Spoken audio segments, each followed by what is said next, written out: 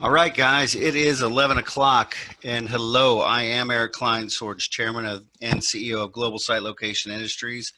I am your host today, and today I'm excited to have another one of our projects we're helping with their site location decision. And today we have Kelly. She is the CFO of Project Blue HQ, and I must say, Kelly has been a true joy and a professional to work with so far. Today we're going to be talking with Kelly and learning more about exactly what they're looking for, why they're looking for the new location, what are some of the tipping points that are going to help them make their decision. And at the end of the Prospect Live session, we will provide a direct link for making submissions to Project Blue HQ. I want to remind everybody, if you already submitted, we've received 42 submissions so far. Kelly has shortlisted about 11 of those communities so far, and this will be round 2 of the submissions and the final round for submissions. And we'll be reevaluating this data and setting up one-on-one calls in the future if necessary. And those calls should happen probably within the next 2 to 3 weeks as we deem necessary.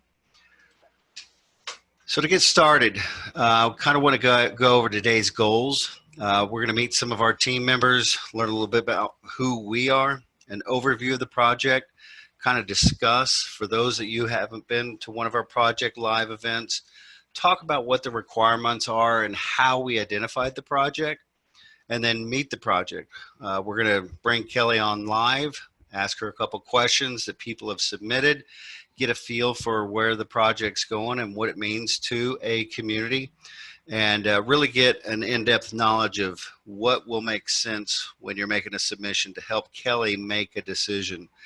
And finally, that'll be handled through some questions and answers. And when you guys have questions, we'll kind of go through this in the housekeeping items, how to answer your questions. We'll be able to open up your mic if you have a question, or I can ask the questions for you. So a lot of you might be asking, should you be here? First group of people, obviously it should be here, are our community clients. These are people that are a part of our GSLI project portal and communities that we directly know and work with on a daily basis. The second group of people that should be are trial communities. These are communities that are using their one free submission with us and want to learn about our process and see how we actually work with projects. Third group, and this is our one of our most exciting groups of all, they're observing companies and site locators. We've invited other companies that have site location projects to come in and see how smooth this process can be for them. Over 300 communities have expressed an interest to be here today, so that's a lot of projects, and we're excited to have you guys here today. The last group are just observing communities. A lot of communities just want to kind of learn about what motivates a company, what makes their minds tick, and what are the things that they're looking for, so that'll help them become better educated in helping companies find their right locations. So the housekeeping items. First, I want to make sure all of your mics are muted. They are in that mute mode right now. Again, I said we're now over 100 people, which I'm excited about, so a lot of clatter can come into the background. You will be able, or I will be able to unmute you if needed. If you have a question, ask all of your questions down in the Q&A section. There's a Q&A section down the bottom. If you click on that, you'll be able to ask a question, and we will be able to answer those in order and make sure everybody's questions are answered.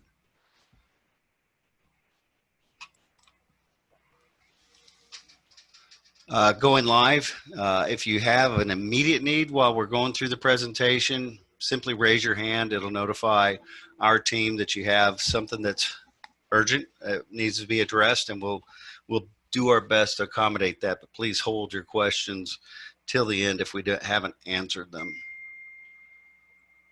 We are recording and transcribing the session today. So those of you that are here in attendance and that are wanting to re-listen or bring a team member in to listen to the project's needs for your submissions, you'll receive a link.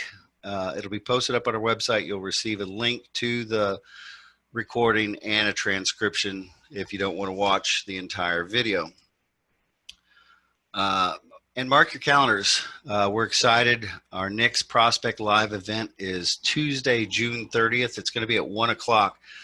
The real exciting thing about this project is we met them several months back at one of our trade shows. And this one's going to be an opportunity to use our technology. We're going to go live into the Netherlands. And we're working with the project on their industrial and warehouse needs that are here in the United States. So do mark your calendars. You will get updates. And to make sure you get those updates, please make sure to go in, and any emails from us, go in and whitelist and make sure they're not in your spam or promotions folder, and mark them as not spam, and those will keep flowing through your inbox as the reminders. So a little bit about our team today. I've got myself, Eric Kleinsorge, Chairman and CEO of Global Site Location Industries. We have Brooke Edwards. She's our project coordinator. She communicates, facilitates, and gets all the information to and from the projects. And Kelly is the Chief Operating Officer of Blue HQ.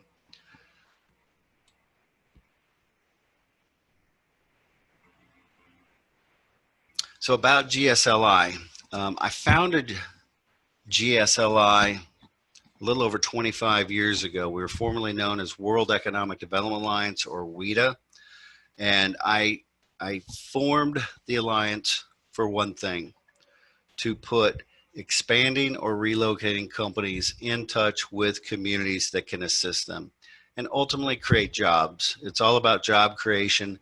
Those jobs make an economic impact on those local economies and are very valuable to those communities. So we feel our role is to bridge that gap and put them together, tell the stories, and facilitate successful locations. We do work with an exclusive network of communities from each state. We target anywhere from 4 to 5 communities that we bring into our network on our site location. We call them our site location experts. So when a company like Project HQ communicates with us, we go directly to those communities and start receiving submissions and start making introductions. And those communities that are in our network, they get to submit unlimited number of projects. We kind of flip the site location process and allow the communities to determine, are they the right fit? You know, do they have what it takes for that company to be successful? And we've realized that a lot of companies don't realize some of the benefits or things that are happening in those communities. And once they do, they start learning more about the community and can get shortlisted. Guest communities are always invited to submit on one before they join in our network. And if none of our acquired site location experts meet the needs of the project, we'll open it up to some of the other communities, because our priority is always the project. We want them to be successful, and most projects come back to us again and again with future projects, and that's kind of our goal, is their success. Little statistic here: we have been busy since 1994. We've identified over 2,125 projects now. The number of new jobs those projects created are 53,125, and over 6.3 billion in total capital investment from those projects. And total square footage is a little over 31.8 million square feet that those projects comprised of. So a lot of work, but in 25 years, we feel like we've done a tremendous job and are really excited about what lies ahead for us.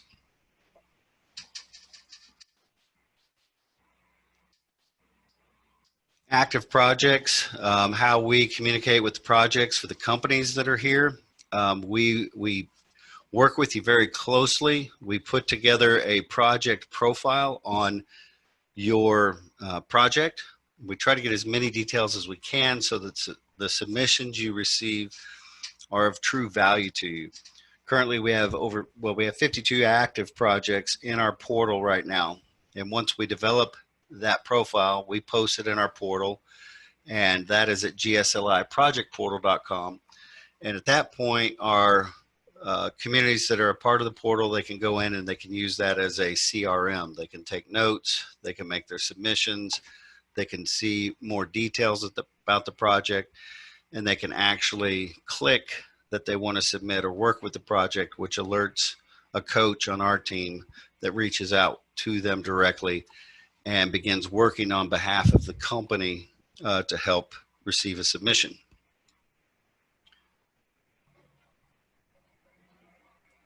So finding the right site, I thought it'd be nice today just to bring on, we get a lot of questions from the companies and from the communities of how we identify the site locations. And Brooke Edwards, as I said, she is our communicator and facilitator between the projects. So Brooke, have I opened up your mic?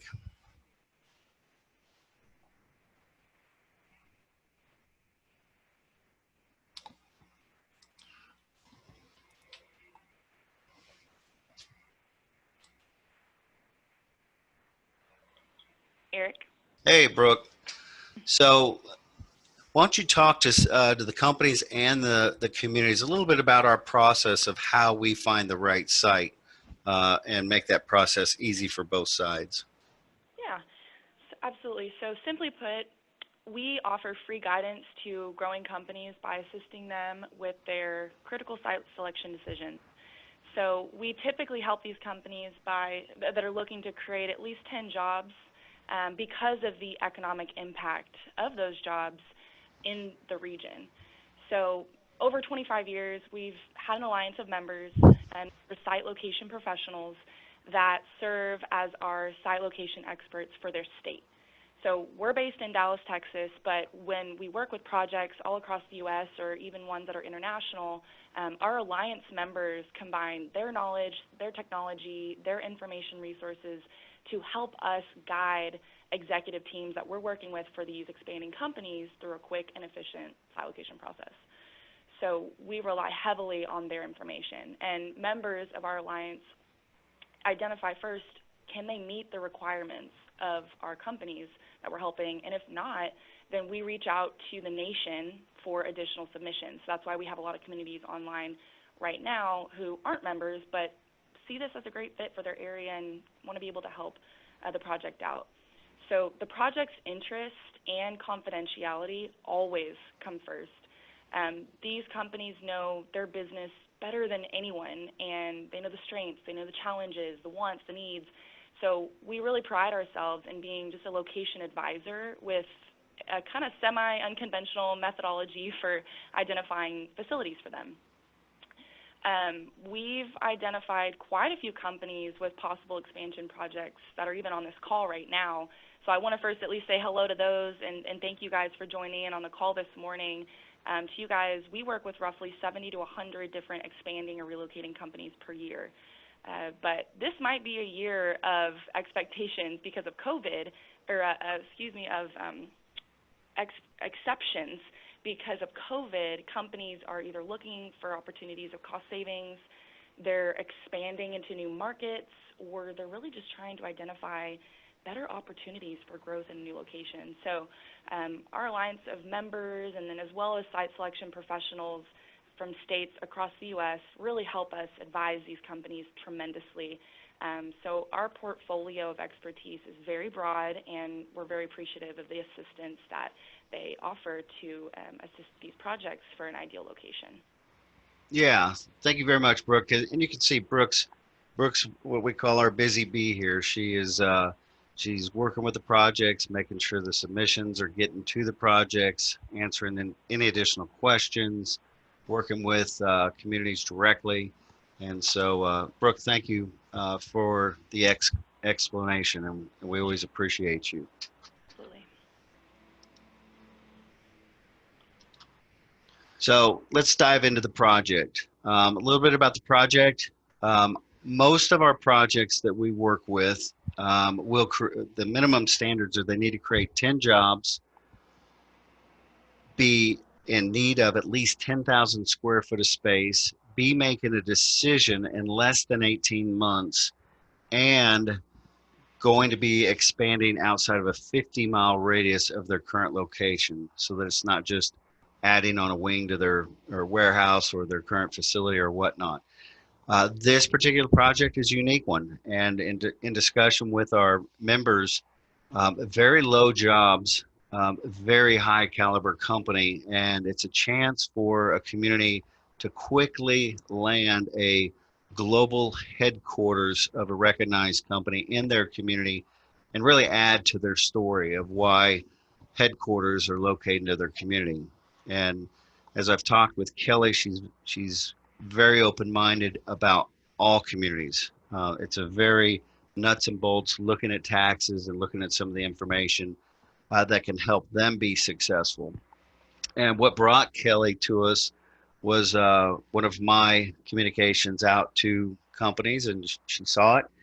And COVID had brought their project or their company, their employees indoors at their homes and shelter in place. And I'll let Kelly kind of dive into a little bit about that motivation and why they're looking out. But this is going to be a small office, anywhere from 1 to 5. I mean, 5 offices, possible conference room. Um, they do need somewhat of a secured space because of the nature of their business, and their time frame is less than 6 months. As soon as the right numbers come up, they'll be making a decision on whether or not this is the right choice from them. And they are in the aerospace and defense consulting business. Just to back up about that, they they do have 150 plus employees and a ton more of consulting or contract laborers that work for them, and those all work worldwide and are typically on government contracts.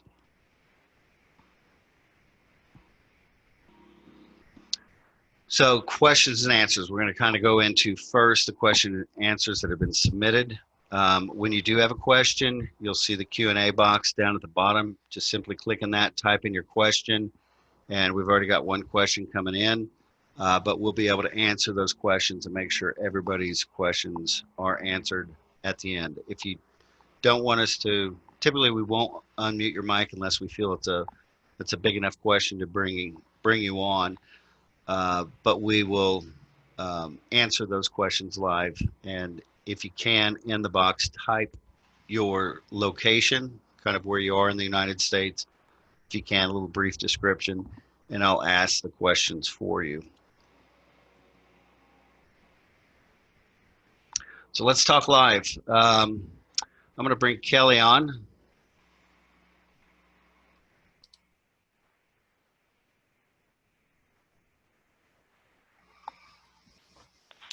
Welcome, Okay, can Kelly. everybody hear me?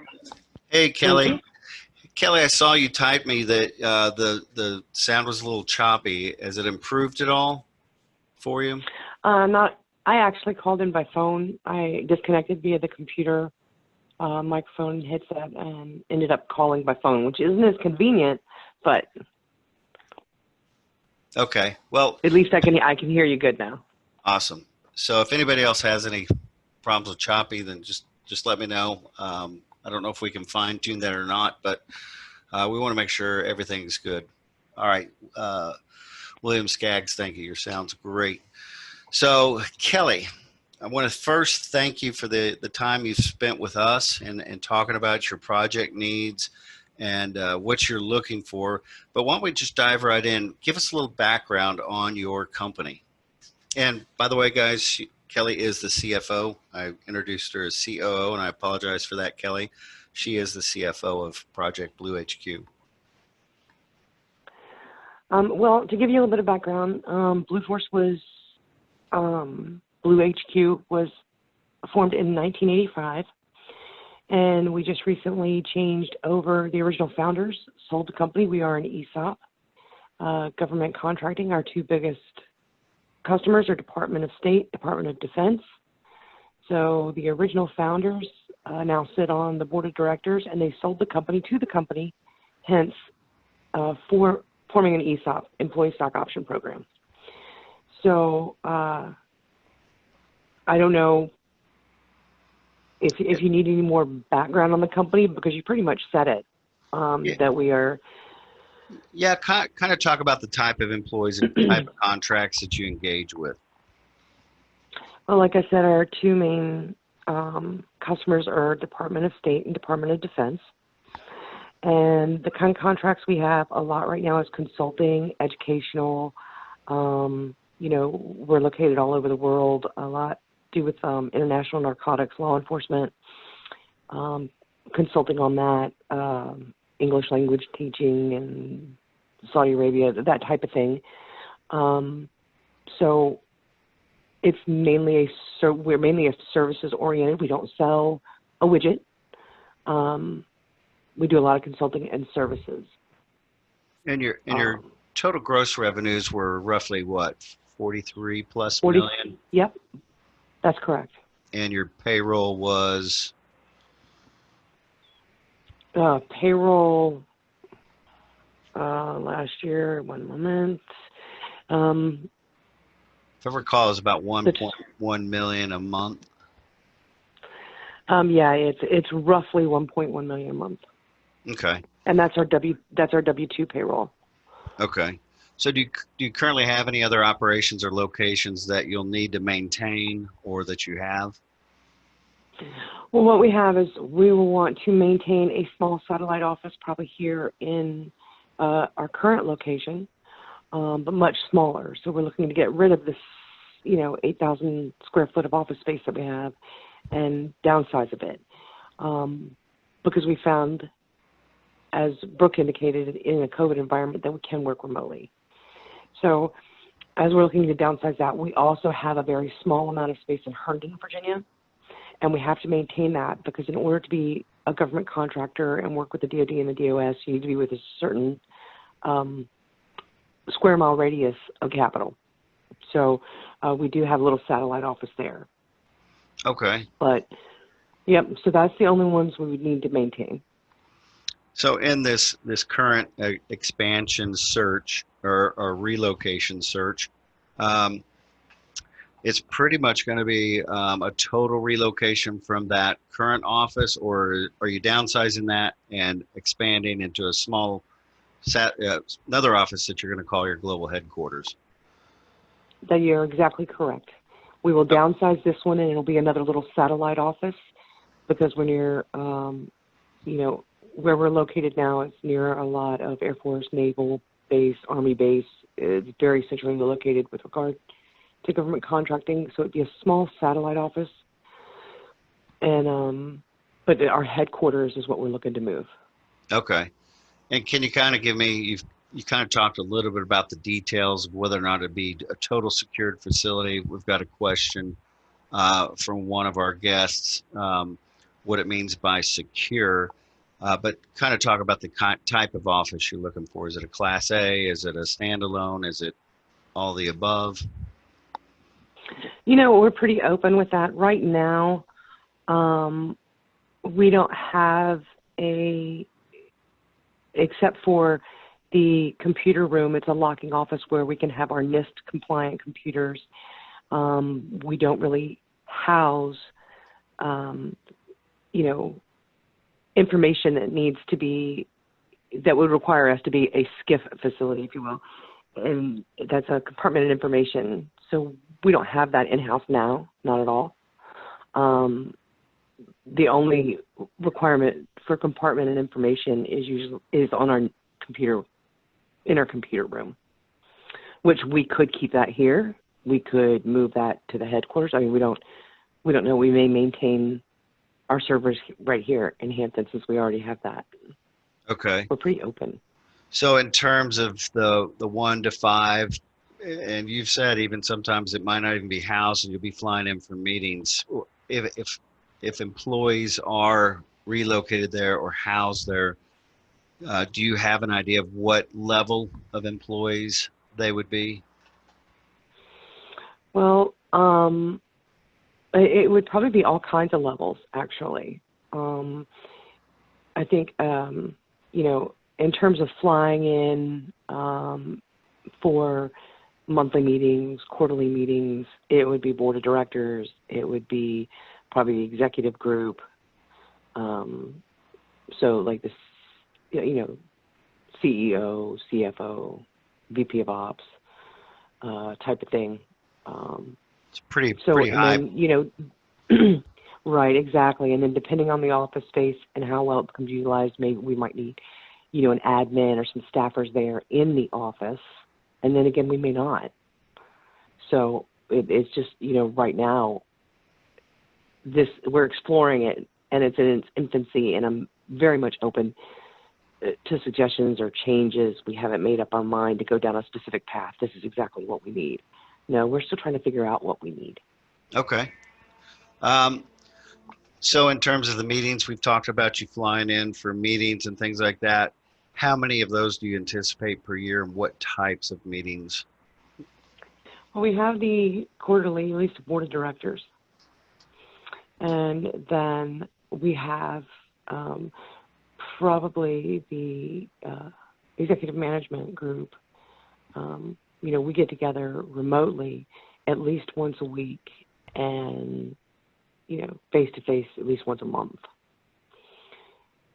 So monthly and quarterly. Okay. And so we've got people I can see all the way from Nevada over to Wyoming, all over the United States. You've expressed to me, but could you reiterate? Are you confined to any one geographic region, or just No, you're a empty canvas? that is correct. Okay. And can you share with us, have you already started this site location process? Have you been courted by any communities yet, or is this your first round of contact with the communities? This is first round of contact. Okay. So when working with your company on this expansion or relocation, are you the main contact, or do you anticipate working with kind of a broker or a real estate agent that you have on staff, or will we be directly working with you? You're probably directly working with me. I don't have any kind of real estate person or on staff or anything like that. Okay.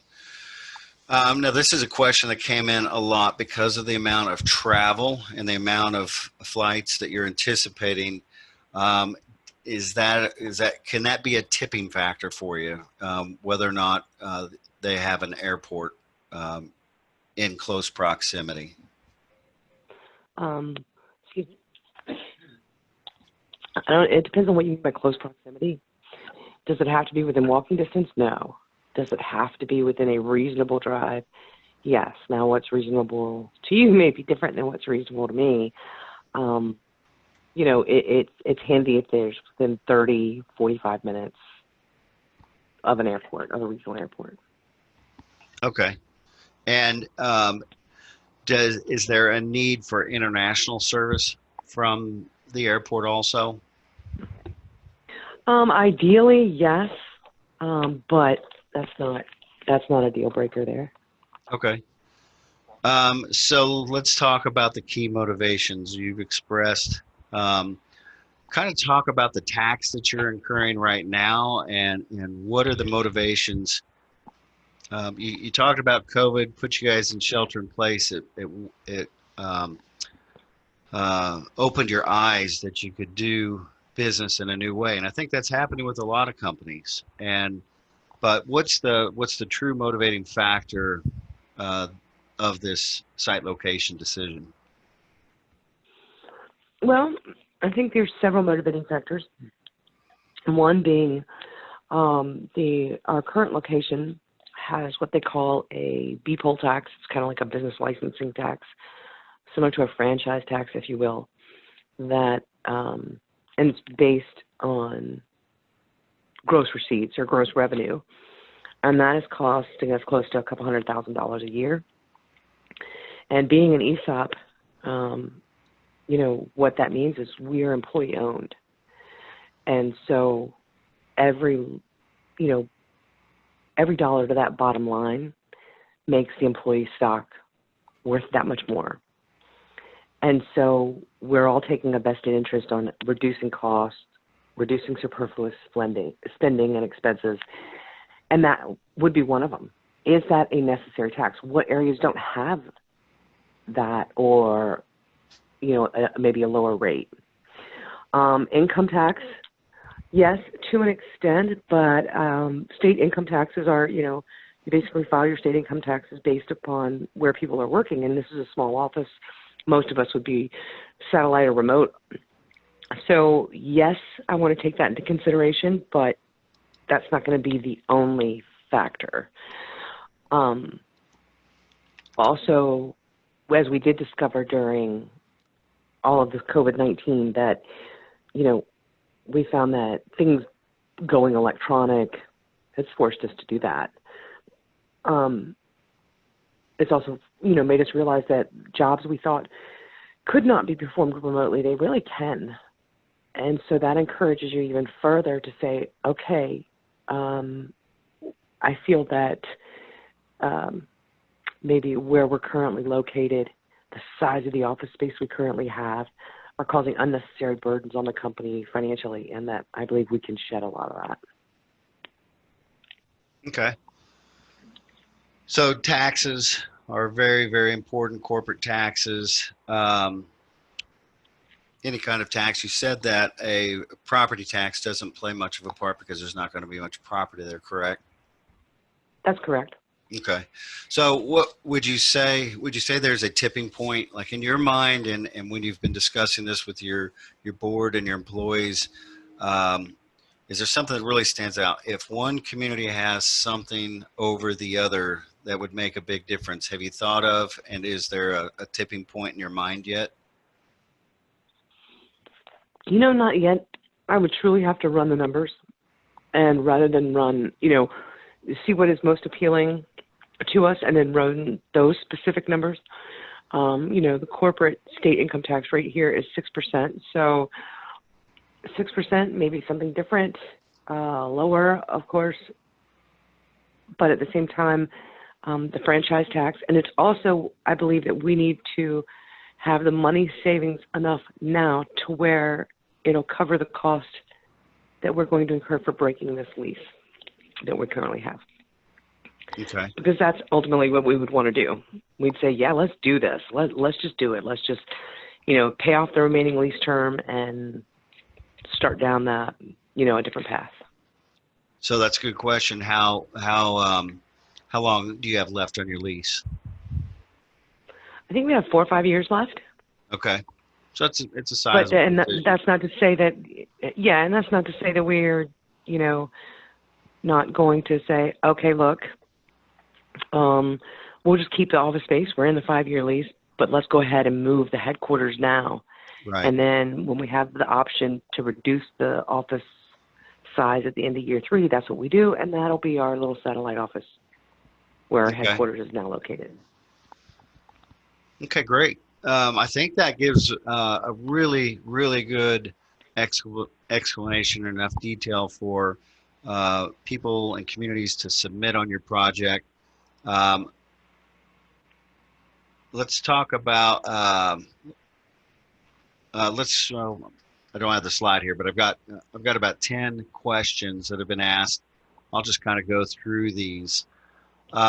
We've got Ryan, and Ryan, I hope I pronounced your name right. It's Egley or Eagley.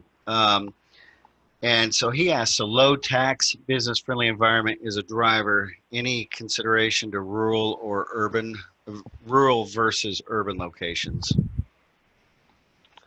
No. You know, it all depends on what, like I said, depending, we spoke about what's the necessary to have an airport, with an airport that carries international flights. Rural versus urban, no, it doesn't. I mean, I think whatever ends up being the right move, we don't have a preference. You know, we don't have to be in the middle of a city. We can be urban as well. Okay. Got a question here from Sheldon Mudd. He is one of our clients up in northeastern Nevada. And Sheldon asks, will the travel, will you have any need for commercial or private charter service? At this point, no, but that's always a possibility. Okay. I mean, as our company continues to grow, right now our goal is in 6 years to be a $100 million company. Well, when that happens, and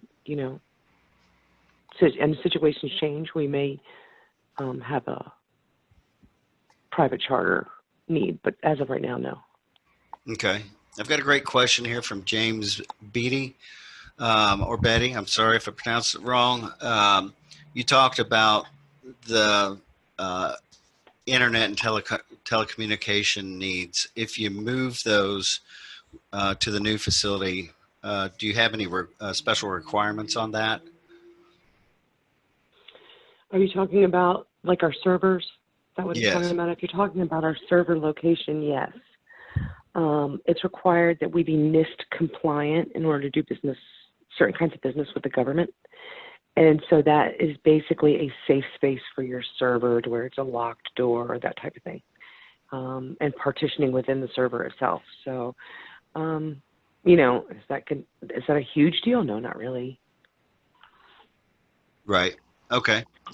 Bob Hilton asks, hold on, some questions flew in here.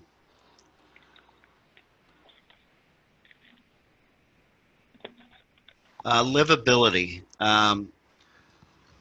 Does that play a factor in your decision? The quality of life, the lifestyle, livability with COVID happening and some of the things happen across the country. Could that be a possible tipping point ultimately of how livable the location is? I don't know what you mean by livable. Like, I don't think that,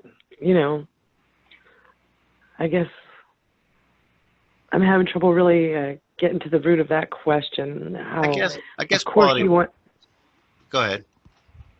Of course you want a place, if our office is going to be located and people go there, you want it to be a hospitable environment. You want it to be, not in a neighborhood that I'm afraid to get out of my car and go into the office in. Right. But so, livable, I mean, yeah, ideally, but because it's going to be a headquartered office, but mostly satellite, it's not important that it have the best of malls right next door, if that's what you mean. Okay. I've got Dave in Monticello. He's asking, does it matter if you buy or lease the office space? At this point, we would probably lease the office space, but we're not over, we would consider buying if things were right. It just seems like leasing right now, it's easier because usually you end up with the type of lease where there's utilities, maintenance, all that's included. To where if we actually owned an office building, it seems like that would be a little more of a headache for us. Okay. I got a question from John Maynard. John is in Oxford, Mississippi. And we've had this from a lot of smaller communities, and I think it's a great opportunity for the small communities also. But is there a minimum size community that you would just reject if they're too small? No. Okay. Got 3 more questions here right now. If you have any other questions, go ahead and type them in. We'll be wrapping up our Q&A. We've got Bob Hilton again. Would aerospace defense R&D and training facilities nearby your headquarters be of interest? Yes.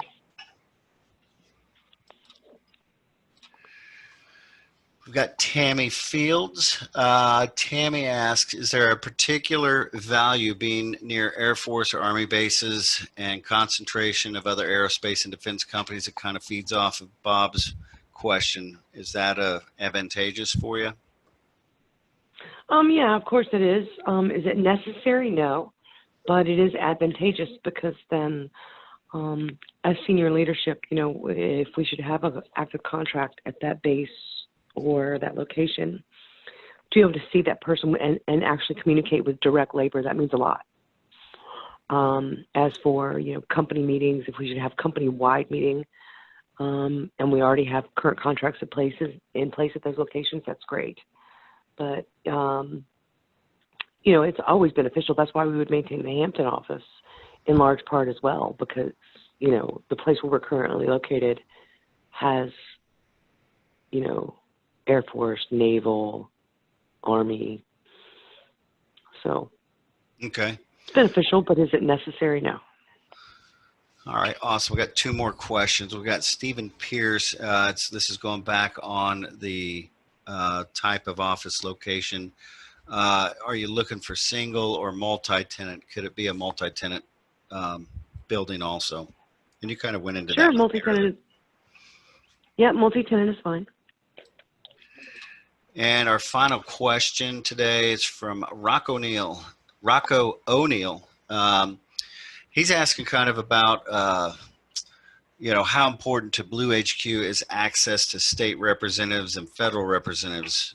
Do politics play any role in your decision and possibly some of your contracts? No. With government contracting, any kind of lobbying or whatever of that nature is frowned upon. So of course we avoid that, and being close to any kind of political, politicians, if you will, no. Right. Okay. That's all the questions we have. As I promised, I want to tell you guys this is the second round of submissions. So I'm going to pull up and I'm going to put it in our chat box.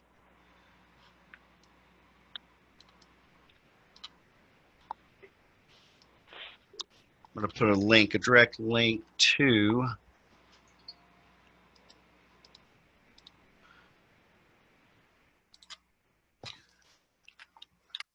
right there in the chat box is the link to complete a submission. I want to remind you, if you've already submitted, Kelly does have those submissions. She's been reviewing them. This is a second round of submissions for those communities and clients that did not get on the first round of submissions. And if you have any questions, we'd love you to email them to Brooke, and her email is brooke@gsllisolutions.com. And again, a reminder, Tutu, if you will, already submitted, don't submit again. If you do, we'll weed through it. If you haven't, or if you did and you didn't receive confirmation, just give us a call. We'll let you know if we've received it. Kelly will be working through those probably. Kelly, what do you anticipate? A couple weeks working through those in terms of just looking at the numbers and then getting back to us and saying, hey, love to further explore these. What's kind of your time frame? A couple weeks, yeah, sounds good. Okay. At that time, she'll narrow it down to. We'll probably try to narrow it down to at least 10 different locations, and then we will proceed from there in deciding next steps, if there's necessary site location visits and whatnot, and let us know if you're willing to host Kelly to let her get a feel, or one of the executives flying them in to let them see what the community is all about. Feet on the ground are very important in this process. The submission deadline is June 22nd. And with that said, I'm going to put up our contact information. So if you need to give us a call, my number is 469-778-2606, extension 2. The best way to reach me is at eric@gsllisolutions.com. Brooke is at brooke@gsllisolutions.com. And her phone number is 469-778-2606, extension 3. And for those that want to see all of our projects, go to www.gsliprojectportal.com, and there's a button there you can click View projects. But with that said, Kelly, I want to thank you so much for all the time you've given to us. I want to